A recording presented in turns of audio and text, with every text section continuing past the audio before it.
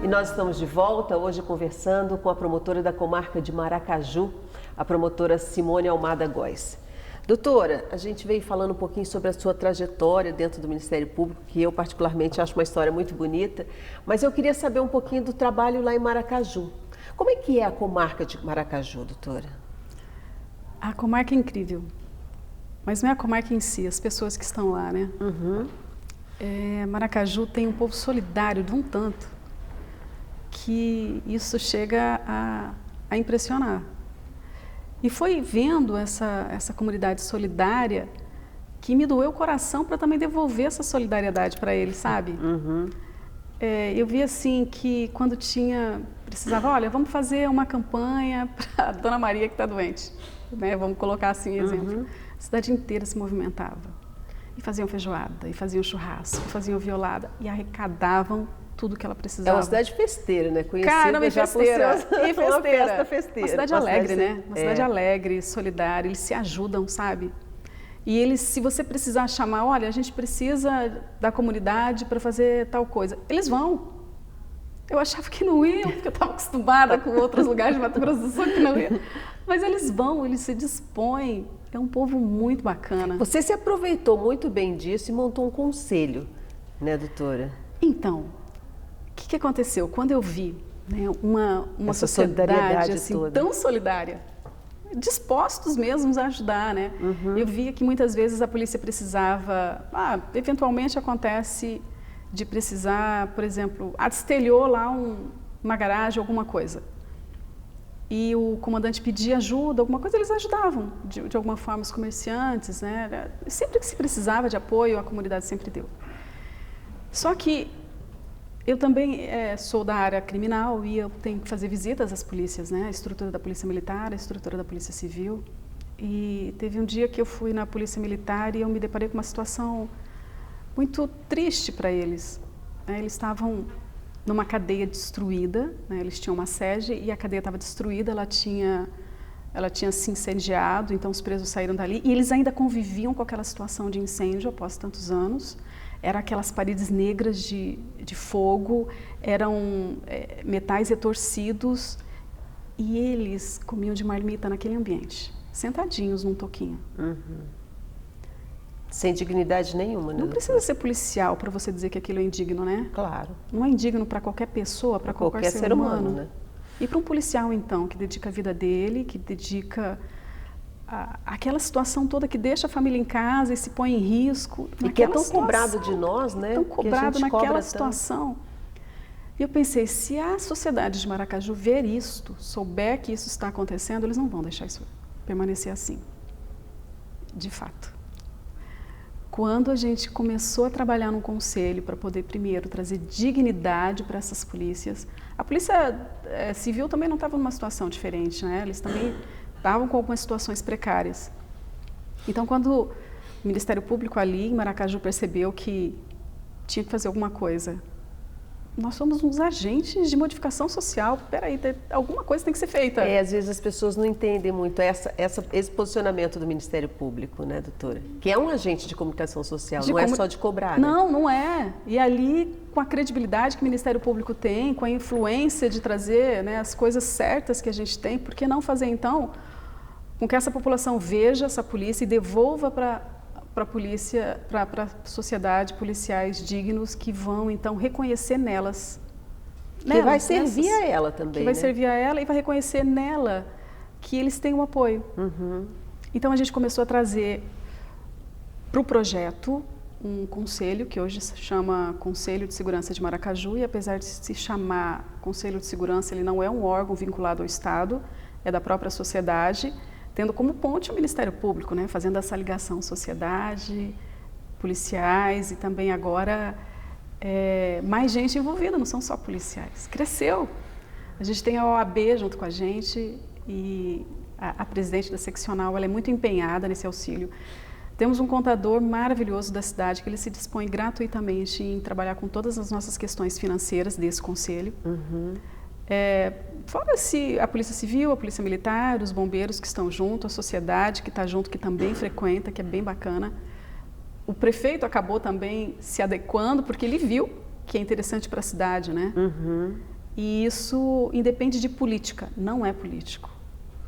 É, então, aquela solidariedade do povo maracajuense sendo chamado para trabalhar em prol dele mesmo. E tudo isso resultou em quê, doutora?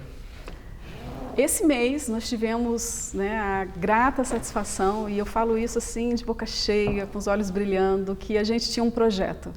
O projeto era trazer para Maracaju mais segurança, e a gente conseguiu trazer muito além daquilo que a gente pensava. Conseguimos contratar recursos próprios, sem Estado, sem política, só ali a sociedade, a população se auxiliando. Conseguimos contratar um vídeo monitoramento para toda a cidade. Isso é um feito único e inédito nesse estado. E que já vamos ter o reconhecimento facial. Então, qualquer pessoa que entrar em Maracaju, e se ela tiver um ponto ligado na polícia, ou um ponto de reconhecimento, nós vamos saber que ela está ali. Doutora, isso é inédito no país, né? Maravilhoso! Olha que beleza, isso, gente! E a gente tem falado assim, o futuro, ele está prevendo esse reconhecimento facial, né? Para que mais crimes sejam combatidos. Em Maracaju, o futuro chegou. Olha, a gente já vai fazer isso. Que beleza, doutora. Isso nasceu de um projetinho, uma sementinha que era para dar dignidade ao ser humano e retorno à sociedade.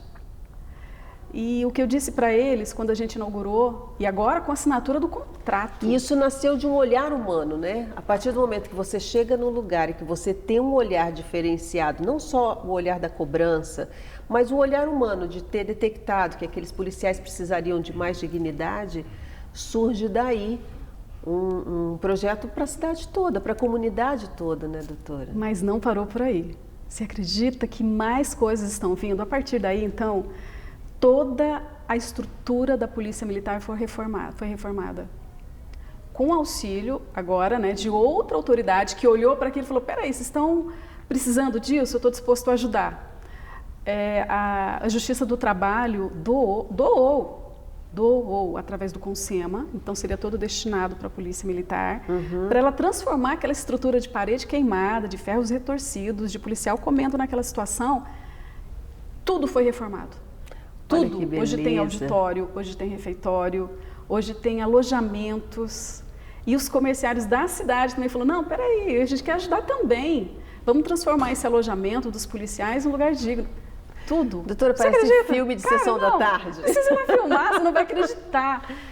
Em resposta mais ainda a essa ajuda, então quando você começa a fazer o bem, essa sementinha do bem ela é plantada e ela se multiplica. Ela se multiplica e mais gente quer ajudar.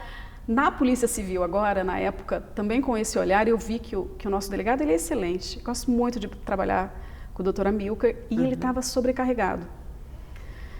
Eu falei, bom, se ele continuar sobrecarregado, ele vai embora. E ele é muito bom. Então, a gente viu que também precisava na cidade de alguém que cuidasse dessa questão de violência contra a mulher.